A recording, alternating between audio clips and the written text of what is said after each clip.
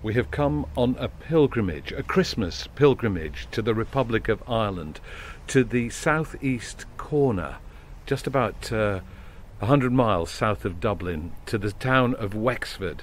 And this is the home of traditional carols that have been handed down for hundreds of years, from ear to mouth and mouth to ear. And we're going to hear some beautiful versions of them by a brilliant singer called Caitriona O'Leary, who's recorded them with a bunch of top artists. But we're also going to go and find the tradition bearers. We're going to find the people who have handed these on and who learned them from their own fathers, who learned them from their fathers. So this is a festive edition of Folk on Foot in Wexford, and here come the Wexford Carols.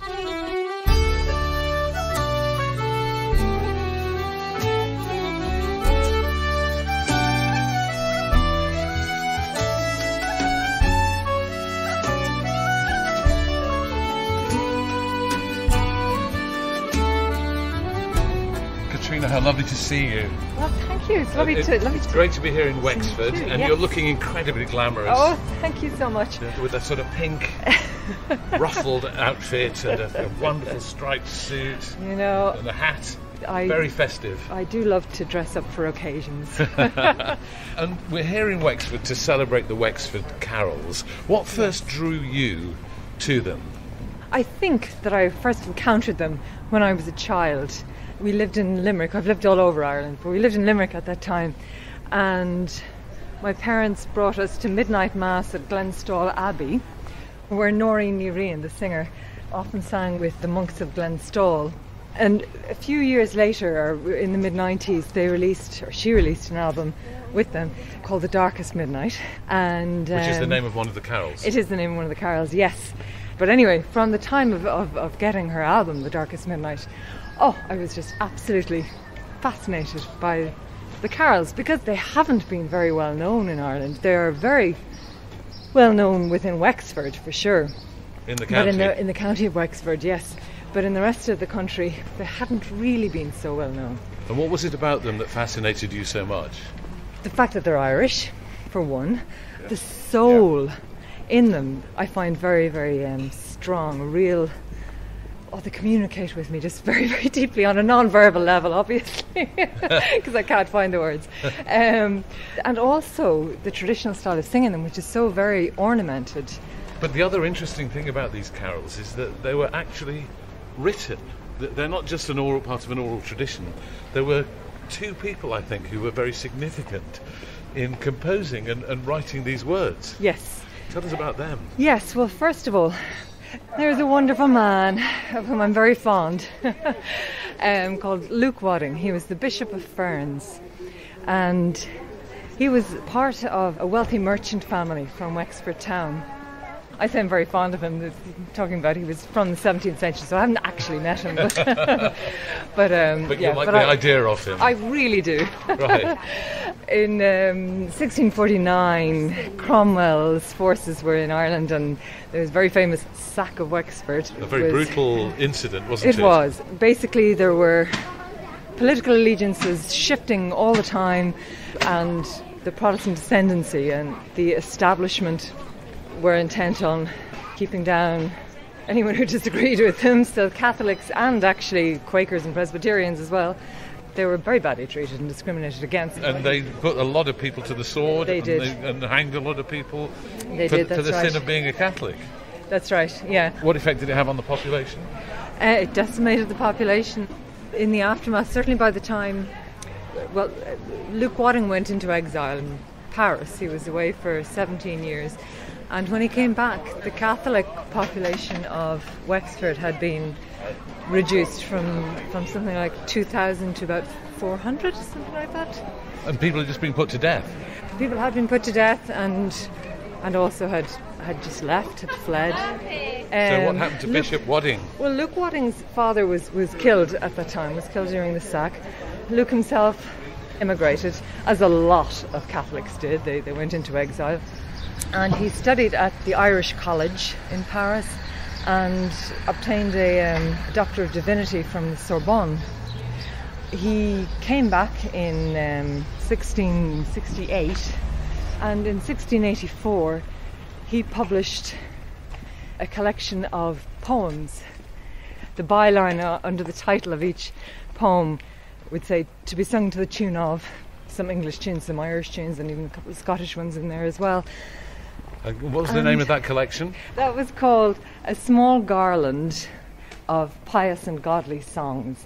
And he wrote it specifically to comfort people like him, formerly landed gentry who had been dispossessed. So there was the bishop, and then there was the other person, Father William Devereux. Father William Devereux, who was from County Wexford. He went abroad to study, as many men did who could, at the Irish College in Salamanca in Spain, where he was ordained a priest. He came back in 1728, and it's believed that in that year he wrote a new set of carols that he called A New Garland Containing Songs for Christmas. And so they were almost like a building on the existing, yes, exactly, Waddinge carols. Yes, and it's entirely likely that the Waddinge carols were already building on the tradition of singing carols here as well. And by the way, the Waddinge carols weren't just for Christmas. They were for all kinds of days. And they were hand copied and existed in multiple manuscripts. And even more importantly, though, then they were just incorporated into a tradition, and they were passed on orally, mouth to ear to mouth to ear, for generations and generations. And we should say that they had to go underground in some periods of time, didn't they? Absolutely did. The Catholics continued to be persecuted in later years. That's right. For example, in 1678 there was the so-called Popish plot of Titus Oates, and Mass was completely disallowed. And Luke Waddinge has a song called This Is Our Christmas Day that laments and mourns the fact that it's Christmas Day but we can't say Mass. There's, none of the carols are heard, none of the bells are heard. And Father Devereux wasn't allowed, people weren't allowed to build Catholic churches at that time. They weren't allowed to build Catholic churches out of stone. They could have Mass in the corner of a field on a Mass rock in secret, or they could build a wooden structure.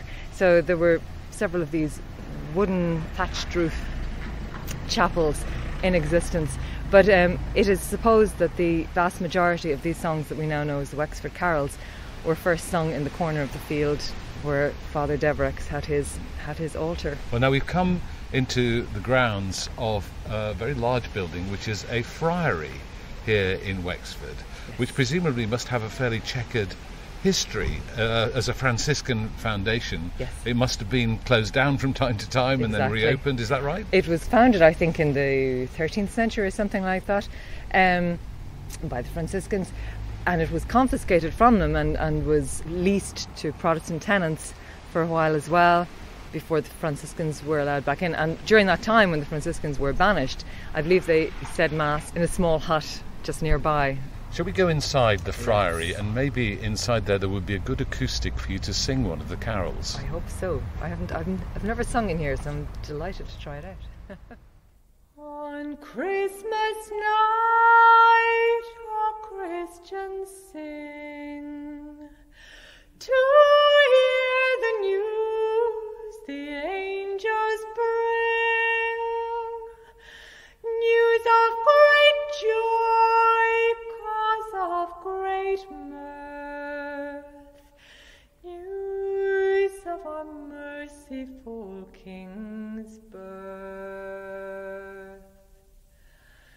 The King of kings of earth and heaven, the King of angels and of men, angels and men with joy may sing to see their newborn King.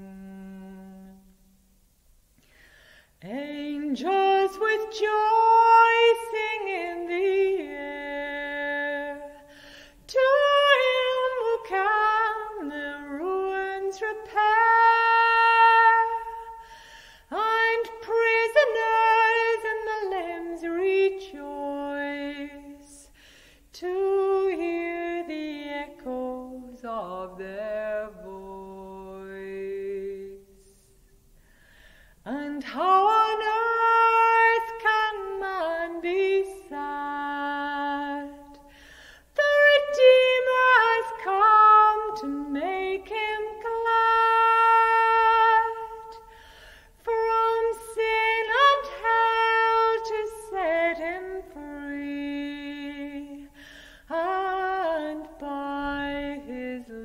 liberty. Then sin depart, behold here's grace, and death, here's life, come in thy place. Hell, now thou mayst thy terror see, thy power great must conquered be. And out of darkness we have light, which makes the angels sing this night. Glory to God and peace to men, now and evermore.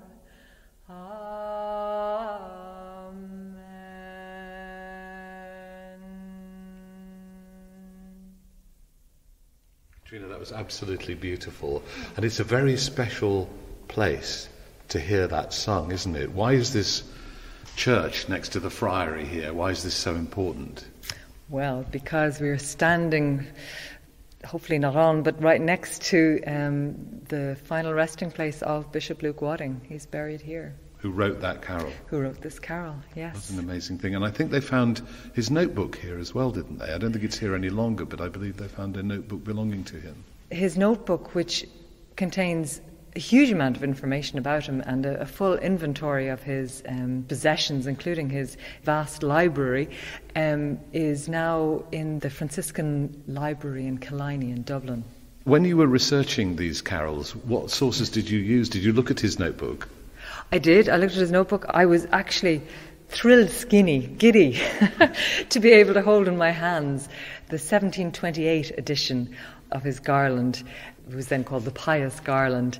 So 1684 was the first edition published in Ghent, and 1728 there was an edition published in London because it was so popular. It sold out of its first and second editions. So in answer to your question, where did you find it? I found that in the National Library in Dublin. Of course, it just has the words. And he wrote many, many carols for all kinds of different occasions, and several of them for Christmas. And this is one of the Christmas carols. None of them have printed music with them, but they are all, or several of them are indicated to be sung to this tune or that tune, popular song of the day, English folk tunes, Irish folk tunes, and even a couple of Scottish ones in there that were well-known tunes to which you could sing these poems. And did you then go and have to search out those tunes as well? I did. Now, some of them are still sung traditionally. Micro changes happen when they're passed on orally, as is the tradition here. But some of the tunes had been forgotten, were no longer sung popularly. And yes, with a bit of detective work, I did find what I think were the original tunes that he had intended them to be sung to. Well, let's go out again now and walk to the nearby abbey, and maybe we'll have some more carols there. Yeah, great.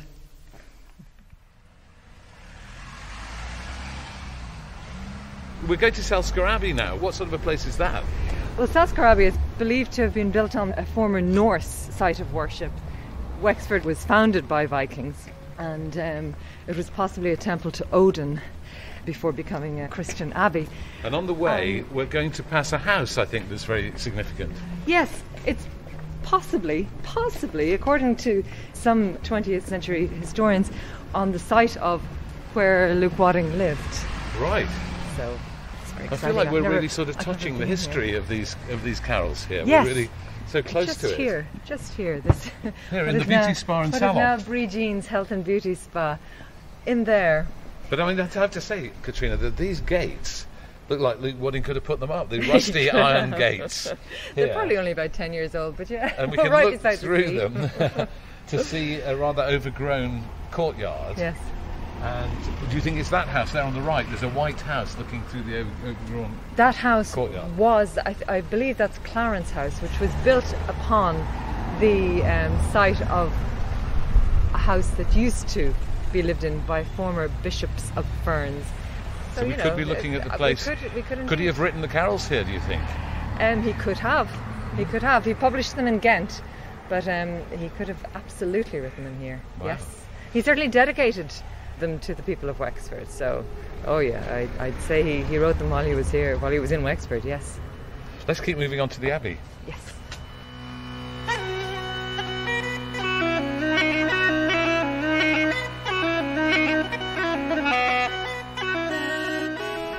If you're hearing in the background quite a bit of noise, that's because we're walking through the bustling high street of Wexford, through the shops, through a kind of pedestrianised area.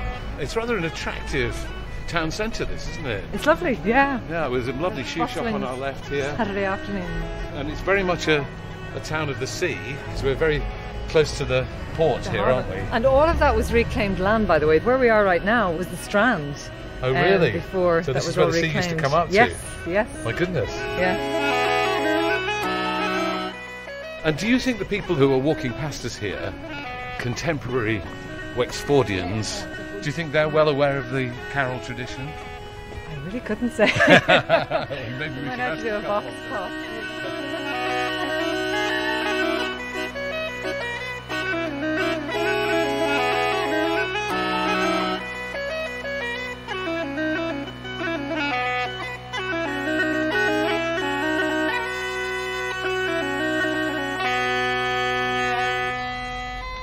So we're arriving at the Abbey now, which is partly ruined, and I can see some foliage coming out between the battlements on the tower, and there's no roof on that nave, but it's still a very imposing structure, isn't it, Caitriona? It is, beautiful red stone. Yeah. Gorgeous Valerian poking out through the bits of wall too. And this is part of the walls of Wexford, right here. So there were fortifications around the walls? Yes. Until Cromwell. Right. Yes, here we are, there's a plaque saying Town Wall. So we can go up these steps here and then we can get into the Abbey through a very narrow gate, but the wall is going up above us with an arched window with no glass in it, of course, and no roof on the building, but it's still a substantial wall. And we'll go through the gate, and as we come through we see the graveyard just opening up in front of us, and it's quite overgrown but in a rather attractive way, where there are flowers coming up between the gravestones, and then the pillars of the building in red stone are sort of marching away into the distance. Anne Gubbins is here. She's been showing a tour around the Abbey. Can you tell us a little bit, Anne, about the history of the building? Selsker Abbey was built by the Normans who came to Ireland in 1169.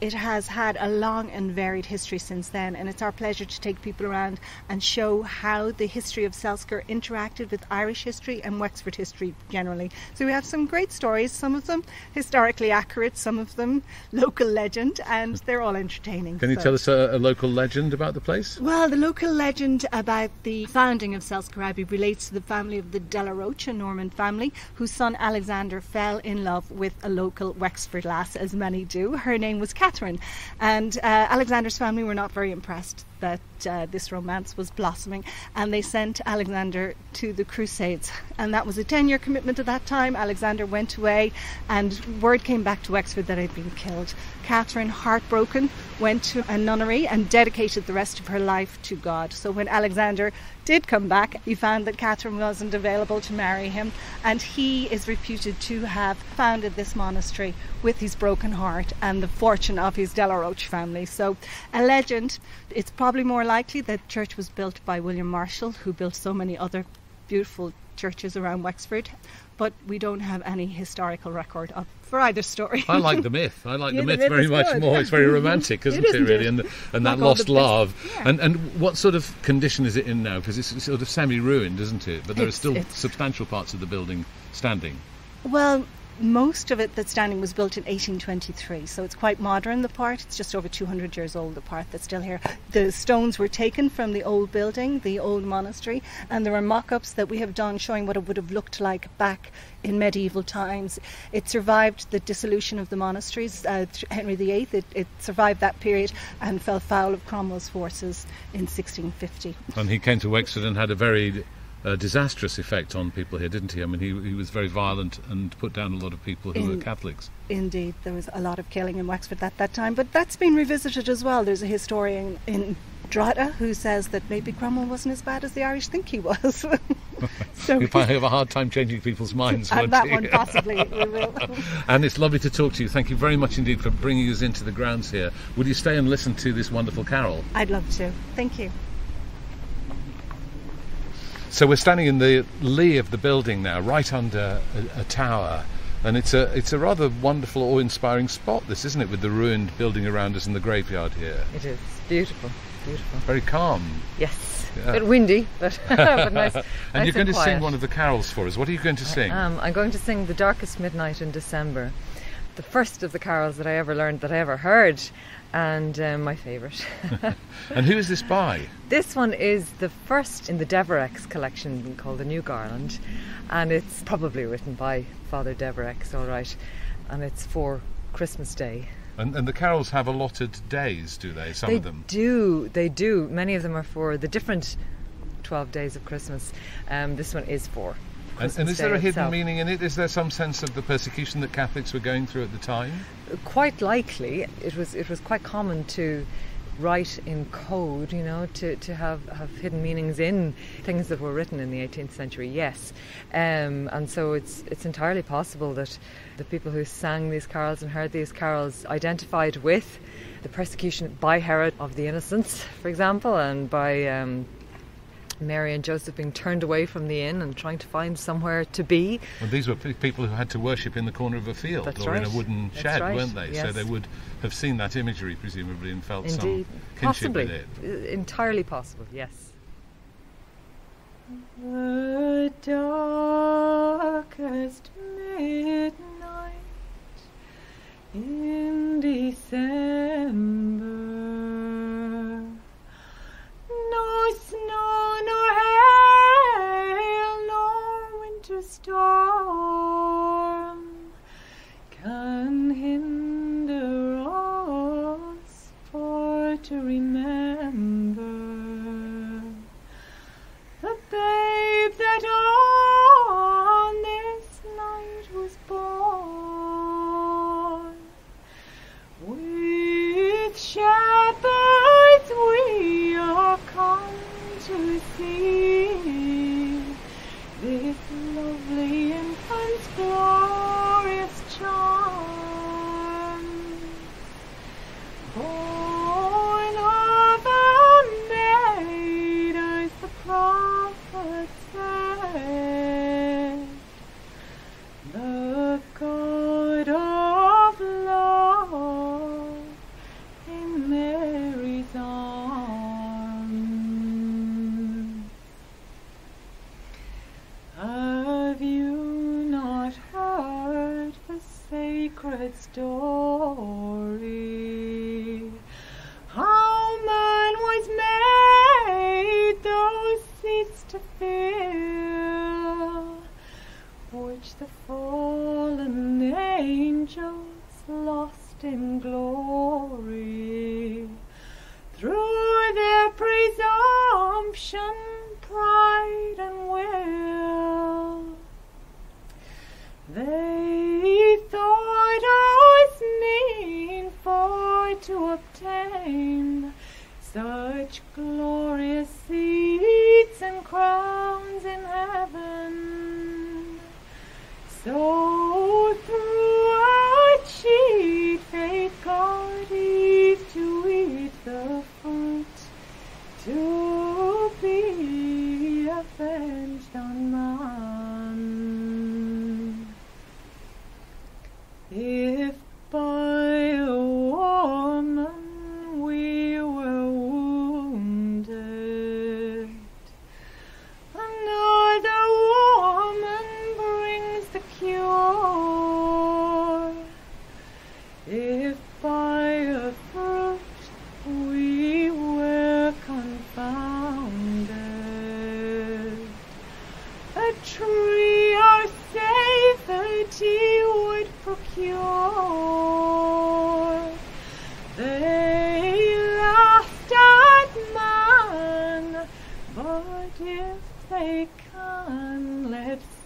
Aidan and his hellish swarms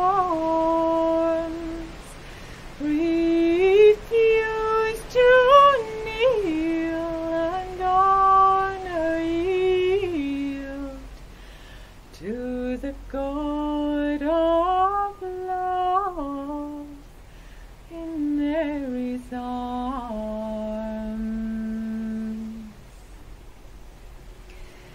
Ye blessed angels, join our voices. Let your gilded wings beat fluttering more, while every soul set free rejoices, and every devil must adore.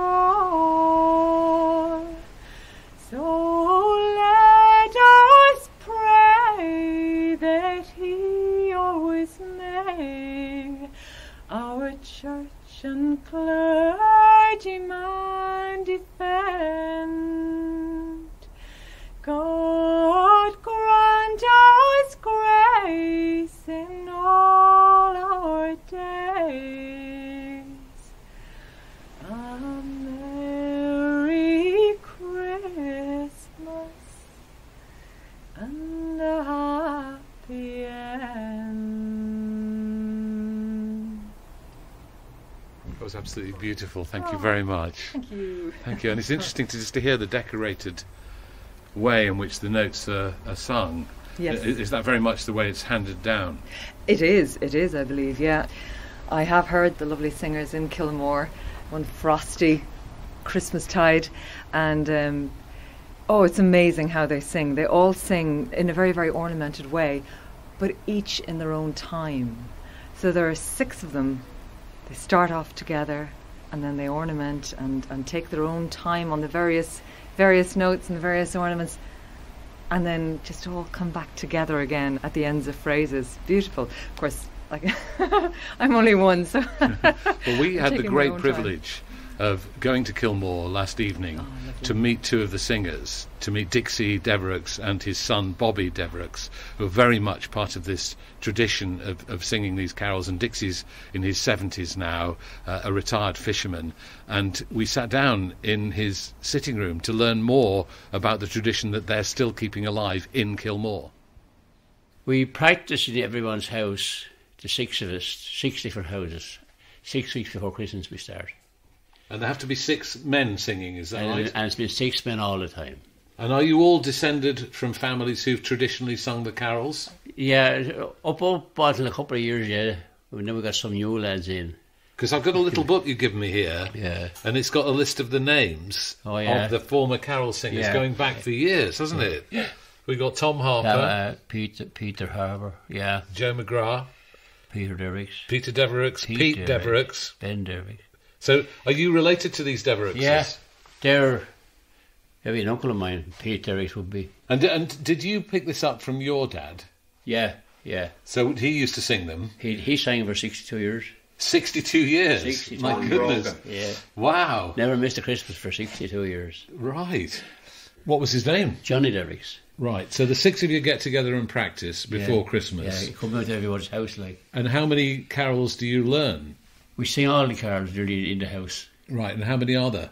There's 16, I think. There's one for every day. 16, here they are in the book. Your son Bobby's here. Bobby, do you sing as well? I do, yeah. That's my father there. Oh, yeah. And these are 6 singers. Yeah. There's a black and white photograph of the singers. And this is your dad in the middle, is it? Oh, that's Jack Devereux. Okay. So he's Johnny Devereux. That's Johnny. That's Jack Busher, Jimmy Revel, Liam Shield, Jimmy Gaho. Or Jimmy Gaho the baker, you've actually better know the baker. The baker. And when would that be, that picture, do you think? Late 60s, early 70s. Right, so they're all dressed up in the suits and ties here, aren't they? Yeah. And were you learning them when you were a little lad? We didn't know. No. And I didn't sing it for years for a simple reason. I was fishing and I wouldn't be home for practice. So you worked as a fisherman? I worked as a fisherman. Right. And the year I started, my father died shortly after that. Oh, I see. And so did you have to learn them from him, or did you learn them from other people? I did, yeah. I learned from him. Well, I learned from other guys. I got a book, you see, and we used to go with the lads then to practice. And Bobby, did you start learning them when you were a little lad? No, to tell you the truth, no, I didn't. I was in 2007, we lost a member who actually sang for nearly bones of 40 years old, Liam Shield. It was actually Liam's son that asked me to join, Jimmy, who's still singing today. So I'm singing, this is 15 years now this year. Right. And why is it 6 men? It's always been 6 men. Why, we don't know, really. I suppose going back years, the Catholic Church, anyway, the women wouldn't be let sing. There is a local man, he has one of the carol books, printed in 1823. Wow. With the original carols words in there. And actually, when you look at the words that we have, certain words have changed over the years. But that's the nature of the tradition, isn't it? That people change the odd word because at the here time, and you see, there. you weren't allowed to have the books. What, you had to learn them off by heart? You had to learn. You were given a book, write it down. You had to give them your own book and write it down. See this book? My father wrote that out. Oh my goodness, look, that's handwritten. Handwritten. That could be back from the 30s. May I have a little look? Do I touch it? Yeah, no. Thank you very much. Boy. So this is in your father's own handwriting? Yes, yeah. So he wrote, here we are, the darkest night in December, in the words here, beautifully, handwriting is gorgeous, isn't it? Real copper plate handwriting, this. And, this is such an extraordinary thing to see. Yeah. Here we are, Christmas Day is come, let us prepare for mirth. Yeah. Oh, good. That's a good one.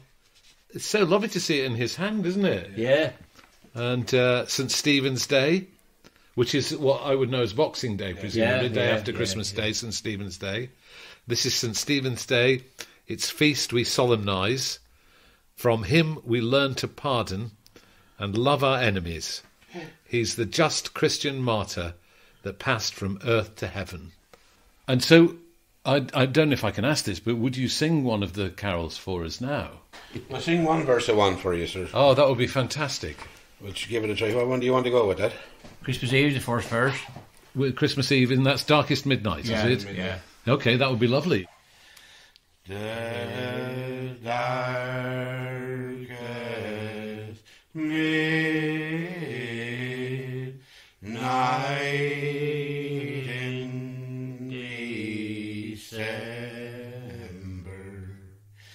no snow nor hail nor winter storms shall hinder us for to remember the day that on this night was born. It was in 1751 that Father Peter Devereux brought him to Kilmore. In 1751, so they've been sung in Kilmore since 1751. Wow. So why do you think it is that they survive here, particularly in Kilmore? I don't really know, to be honest. Why? Stubbornness, maybe. Probably with the Devereux name, You know. I'd say. And they've always been a Devereux singing. And there's a lot of Devereux still around here now. Not as many as there were, but... So I wonder if you can tell me what it feels like on Christmas Day when you sing those carols. Does it feel special to you? Do you get emotional about it? It does, yeah. Especially since my father went, You remember him as you're singing them? Yeah, he sang him all his life, as a fellow says, and. And so you're doing it in a way in memory of him? Exactly, yeah, true. In a way, I'm sorry I didn't start him early because Pop got the opportunity to see Dad singing. He never got the opportunity to sing me singing him. So your granddad never saw you, No, that's what we and call didn't him. know We that it was going to be passed on? Yeah, we always call him Pop. Pop, okay. So Pop never saw that. Yeah. He died on New Year's Day, 2004.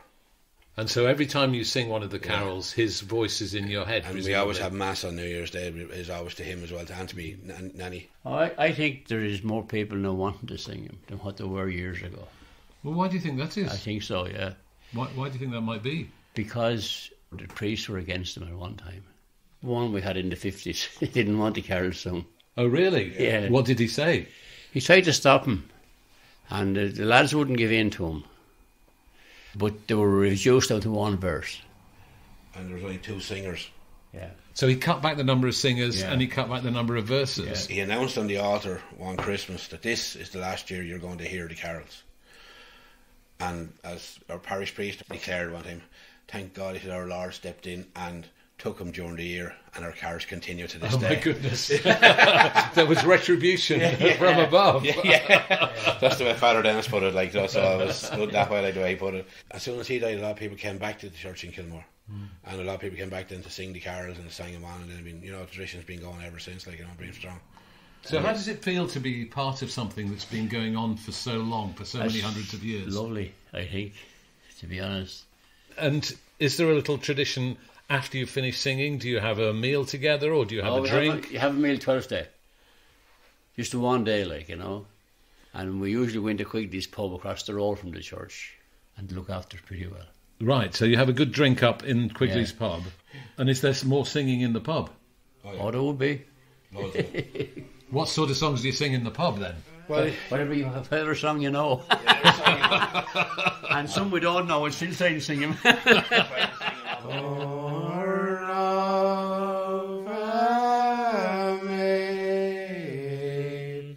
As prophet said, day God of love in Mary's arms. Caitriona, you brought a friend to join us now. Who's this? I have. This is Aidan Galdov, the fantastic pipes and flute player and whistle player. Have you brought all your instruments, Aidan? I brought a few of them, yeah. I've the pipes and the flute for today. Sing and play together. And what are you We're going to perform some verses of Ye Sons of Men. I think there are 28 verses usually, but we're just doing 9. All right, we'll cut back on that one a bit. And Aidan, have you had to arrange this, or is this an arrangement that you've got from somewhere else? This is an arrangement that Caitriona put together. Actually, she's fantastic at coming up with innovative but very, I suppose, traditional and of the time arrangements, which is fascinating to actually play as a melody player. And is this a whistle or a flute tune that you're going to play? This is arranged for flute and voice, which again are interesting textures. You don't often hear unaccompanied voice with flute, and it's a lovely arrangement by Caitriona, so looking forward to it. Sons of men, with me rejoice and praise the heavens with heightened voice, for joyful tidings you we bring of this heavenly babe, the newborn King, who from his mighty throne above came down to magnify his love to all such as would him embrace and would be born again in grace. An angel sent by heaven's command to a spotless virgin in the land, one of the seed of David King, these joyful tidings for to bring. He hailed this virgin full of grace and told her that in 9 months' space she should bring forth a son, and he, the Saviour of mankind, should be. When Mary, that most blessed maid, heard all the angel to her said, she to retirement straight did hie, the Lord to praise and magnify. She piously in great content each day in contemplation patience spent, until at length the time drew near. To Bethlehem she did repair. She friendless ranged up and down, to find a lodging in the town. But oh alas, no heavenly guest, no pity found, in grief oppressed. She in pain was forced to hie unto a stable that was nigh, where of a son she delivered was, between an ox and the lowly ass. The spotless mother, wife and maid, no mortal heart to lend her aid, exposed to want and piercing cold. The Lord of life you may behold. That was wonderful. Thank you very much. And you're doing it in very seasonal elements. It's windy, it's rain dropping on us. But you've not just collaborated with Aidan on these carols. I mean, when you made the albums, you made 2 albums of these carols. You've got some extraordinary people performing with you. Tell us who's on the albums. Some amazing talent, all right. The first volume of the Wexford Carols we recorded in 2014, after many, many, many years of thinking about it and planning it and plotting it. It was produced by Joe Henry, who's legendary, and I was incredibly lucky to be able to share the talents of the singers Tom Jones, Roseanne Cash, Rhiannon Giddens, and Rhiannon also played banjo and fiddle, and Donal Lunny, who is complete legend in Ireland as well and abroad, playing bouzouki and mandolin, and John Smith, the guitarist, singer. Yeah. We've had him on the podcast. Yes. Yeah. Was it difficult to persuade people like Roseanne Cash and Tom Jones to sing these traditional Irish carols? Not at all. Or at least, I mean, I don't think so. I didn't do the persuading. That was Joe.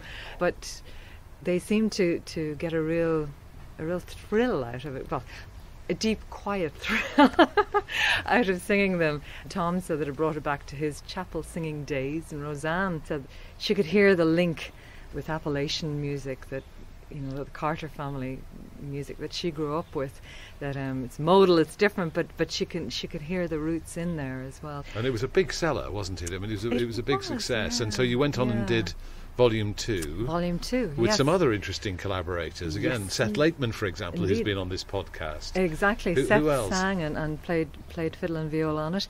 John Smith again. And Ethan Johns produced that one with Dom Monk's. My good friend Clara Sanabras was singing. She's my singing soul sister. She's the most wonderful person to sing with. She also played Renaissance guitar, Baroque guitar. You had Alison Balsam, didn't you, the trumpeter? Alison Balsam, exactly, playing a few different trumpets, being the angel Gabriel coming down from heaven. The choir Stile Antico, a good friend of mine who plays lute and Renaissance guitar, Simone Colavecchi. My sister, Deirdre O'Leary, playing clarinet, and John Hearn on bassoon. And I hope I haven't left anyone out. Were you responsible for the arrangements, or did you have help? No, you made the arrangements, because it's an interesting thing to take these carols that have been sung for centuries and then to arrange them for the 21st century audience. Was that something of a challenge? Yes, it was. I mean, having been brought up in the traditions, one of them being traditional music, where the tradition is the religion, you know, and you don't change it. You're taught it and you play it that way, you sing it that way. And then also being schooled in the early music tradition, where you assiduously, diligently look at the available information.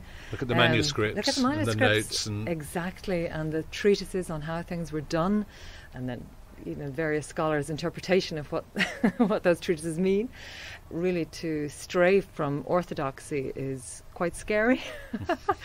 But I got over it. And, and you created some beautiful arrangements, and so I would recommend anyone to go and listen to the albums and buy a copy, for goodness sake. Thank you, thank you. And I think now we're going to go somewhere a little distance from here, which is a name that associates with Wexford. Yes. The Wexford Carol. That's right. Is the Enniscorthy Carol, isn't it? Yeah. Which is just up the road from here. Yes. Can we go there and sing that? Yeah, that would be great. That would be so appropriate. And can we bring Aidan with us? Please. Yes, come with us, Aidan. He's going to give me a lift, so And yes, have you got the pipes to play as well? I do, yes. We'll play the pipes there. Yeah. Oh, that would be fantastic. Thank you.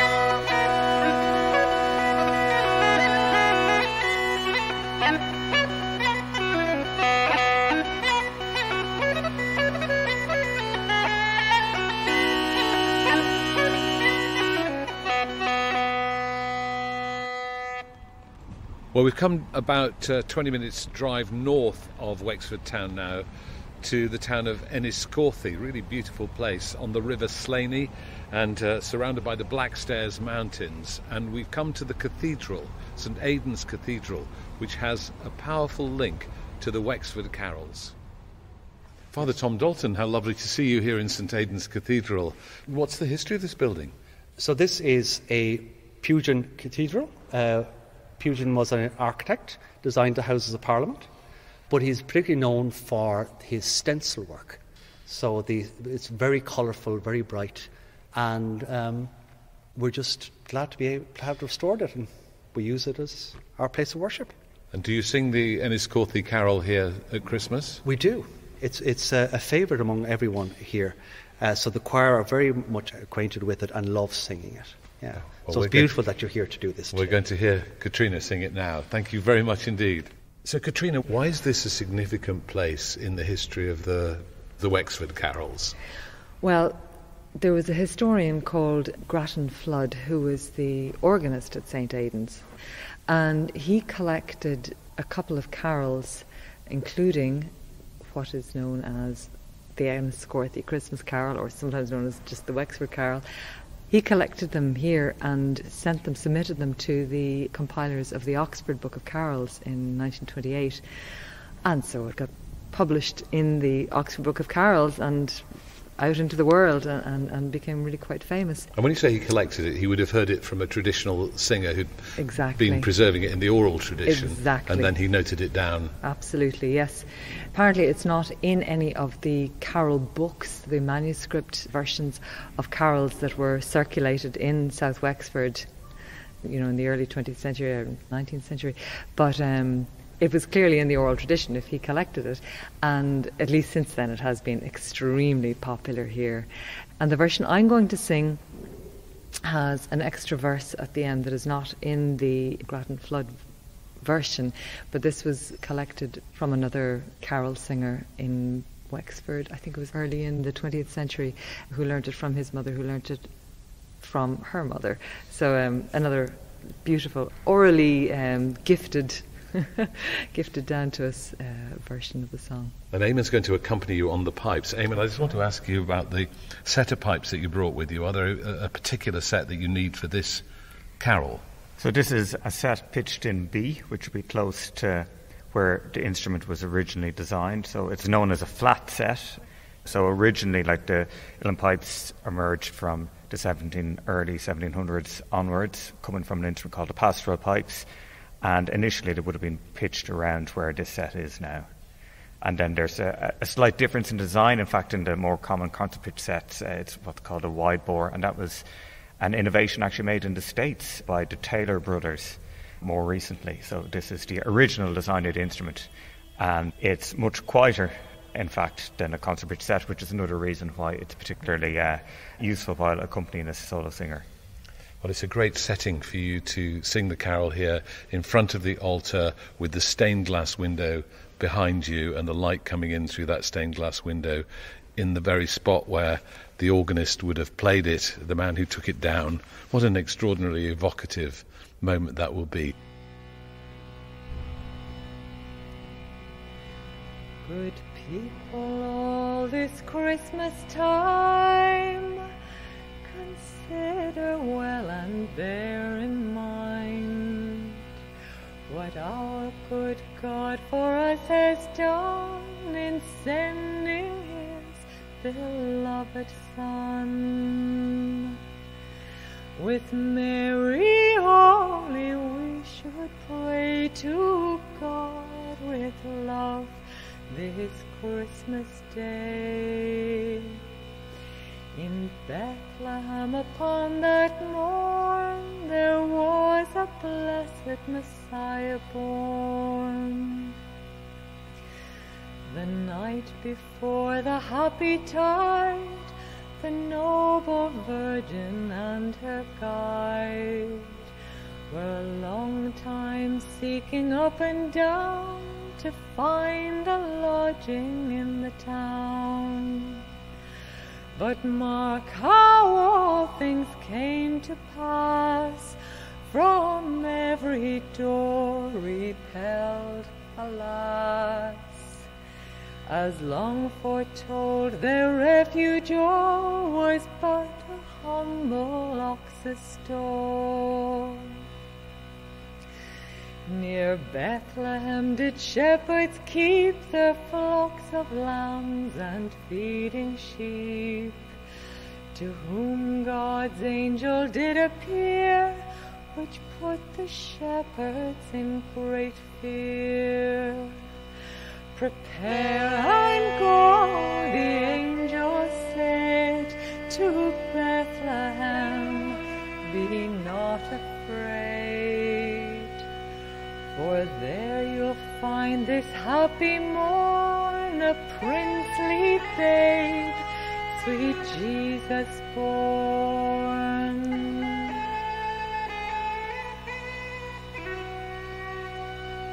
With thankful heart and joyful mind, the shepherds went their babe to find. And as God's angel had foretold, they did our Saviour Christ behold.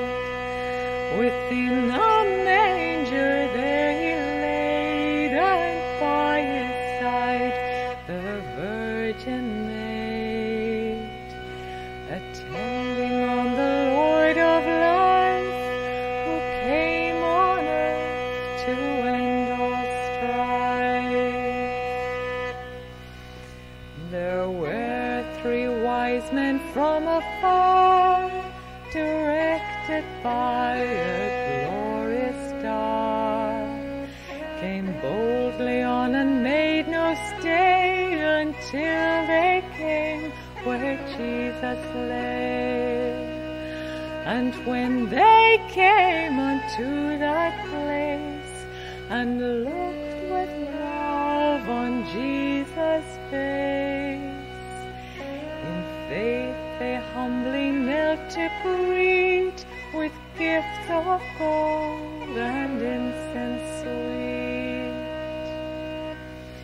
Come, let us then our tribute pay to our good God, as well we may. For all His grace and mercy shown through His Son to us, given unknown. And as through life we wend our way, mid trials and sufferings day by day, in faith and hope whate'er befall, we'll wait in peace his holy cause. That sounded absolutely wonderful. Thank you so much. Thank you. Thank you, Aidan. Thank you, Caitriona. It's been absolutely a joy to hear these carols. Yes, and to sing them here is so evocative. I wanted to just ask a little personal question of you both at the end about what your Christmas plans might be. Do you have any Christmas traditions in your house? How do you normally spend it? Yes, well, I spend it with my family. I live quite near my parents, and so we all get together and make music, eat lots of food and make music. So there'll be singing and playing? There will be, yep. And the Enniscorthy Carol, will that be on the menu? I think it will be, yes. And what about you, Aidan? How do you normally spend Christmas? Likewise, family is very important at Christmas. Typically, my family, kids, my wife, we would have gone to stay with my mum, and that sort of changed. Now she comes to us, but there's talk this year of maybe a little trip to Rome immediately after Christmas, which would be a departure. So we might introduce them to the Enniscorthy Carol. Right, so you'd definitely get the pipes out on Christmas Day, would you? I don't think I'll be allowed. I'm not sure that... Too much of a nuisance. Well, it's been wonderful to spend time with you, and I wish you a very happy Christmas. And to you. Thank you, Matthew.